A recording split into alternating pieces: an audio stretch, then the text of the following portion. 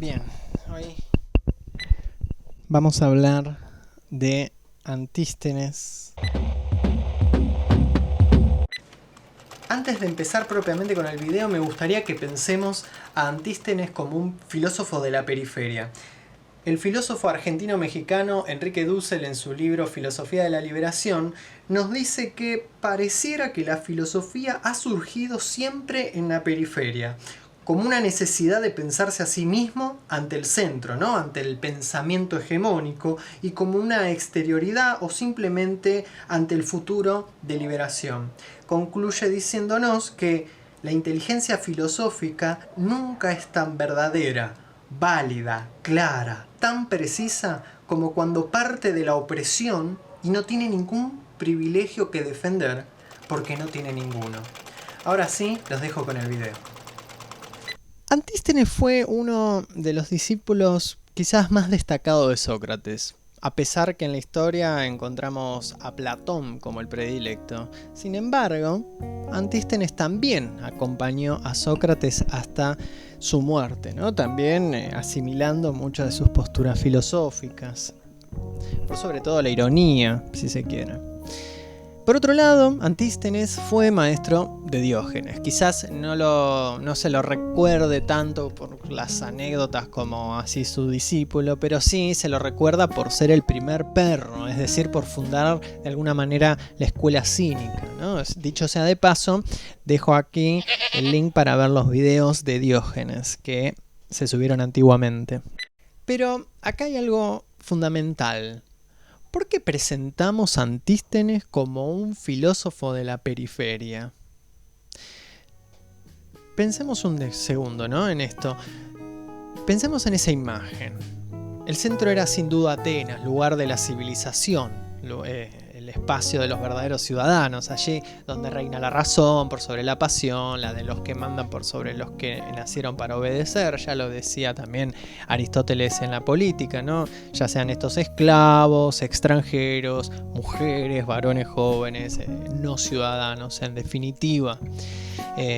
Antístenes tenía un estatus de no ciudadano, ostentaba ropa rotosa, barba desprolija y ejercitaba sus reflexiones en el sinosargo, cosa que más adelante estaremos hablando de esto. ¿Por qué Antístenes sufría este rótulo de no ciudadano? Se debía a que su madre era extranjera, y ya vimos en el capítulo de Diógenes cómo los atenienses se vanagloriaban por ser nacidos en el centro de la Grecia antigua. Era por esto, los privilegiados, ¿no? Eran el centro de la cultura de la época.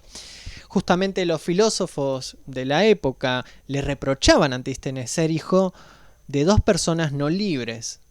A lo que Antístenes contestaba: tampoco soy hijo de dos luchadores, pero yo soy luchador. Respuesta clara de un cinismo incipiente.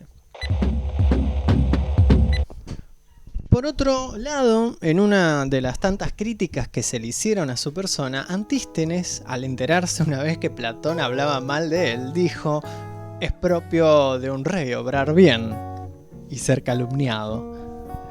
Sin embargo, su filosofar encantaba a otras personas que también venían de las afueras, como Diógenes, que venía huyendo de Sinope.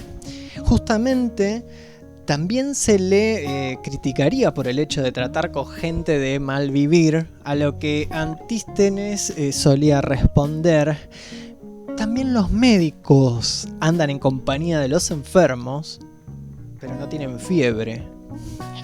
Por otro lado, afirmaba que la convivencia, ¿no?, en concordia de sus hermanos era más segura que cualquier muro que aparentan de alguna manera protección. Él decía, ¿no?, en definitiva, las ciudades perecen o caen en el momento en que no pueden distinguir a los malos de los buenos. Esto también nos da toda una lógica de los espacios muy interesante. También podríamos resaltar, ¿no?, que el filósofo fomentaba la impopularidad, ya que este era un bien, ¿no? La falta de renombre, ausencia de fama o vivir ocultamente, ¿no? Era un esfuerzo que a él le valía como una virtud filosófica y humana, y que nosotros lo podríamos contraponer, si se quiere, con los sofistas, que por el contrario buscaban cierta fama, cierto renombre para poder vender sus enseñanzas. Así Antístenes, cuando escuchaba a alguien elogiar el lujo, la riqueza, la fama, ¿no? Él decía, ojalá vivieran en el lujo los hijos de mis enemigos. Ahora bien, nosotros nombramos como lugar de reflexión el Cinosargo, ¿no? Mientras en el centro, es decir, ¿no? los filósofos atenienses de la antigüedad tenían la costumbre de dar sus lecciones en sitios muy particulares que luego se le iban asociando a distintas corrientes filosóficas. Por poner ejemplo, el pórtico de los estoicos, la academia de Platón, el liceo de los peripatéticos con Aristóteles, ¿no? O más tarde mismo el jardín de Epicuro.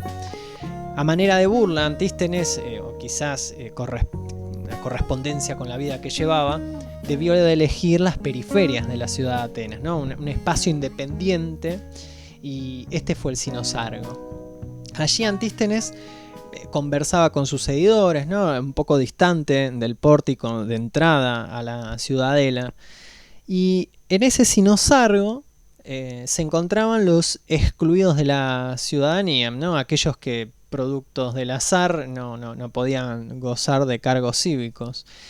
Ahora, ¿qué significa Cinosargo?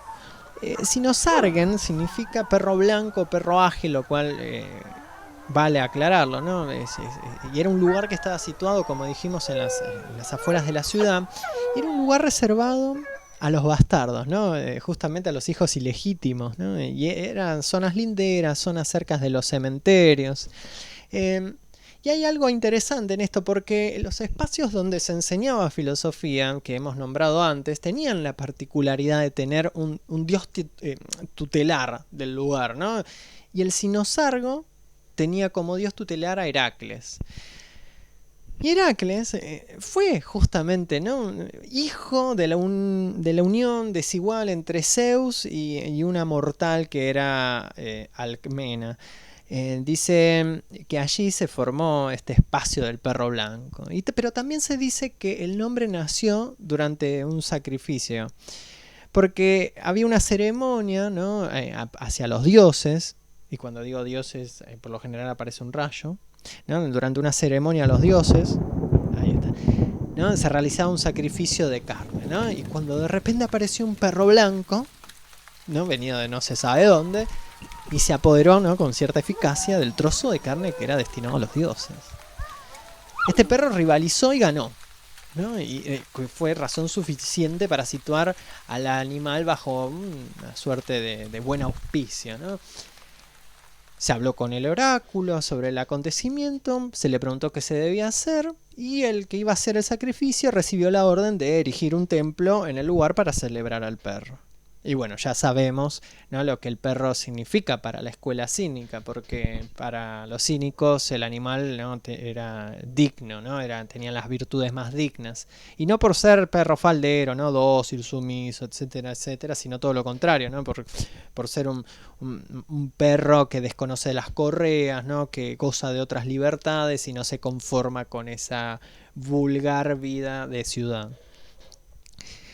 No hay duda de lo significativo que fue este lugar para la escuela. Un dios bastardo, un perro blanco que hambriento roba trozos de carnes que eran para los mismísimos dioses. Y por otro lado el Cinosargo como un espacio por fuera de la ciudad, allí donde, ¿no? Los muertos descansan y donde nadie de la civilización protege. Es un pequeño espacio cerca del cementerio, donde se vio nacer una de las filosofías periféricas más importantes de la antigua Grecia, como lo fue la escuela de los cínicos.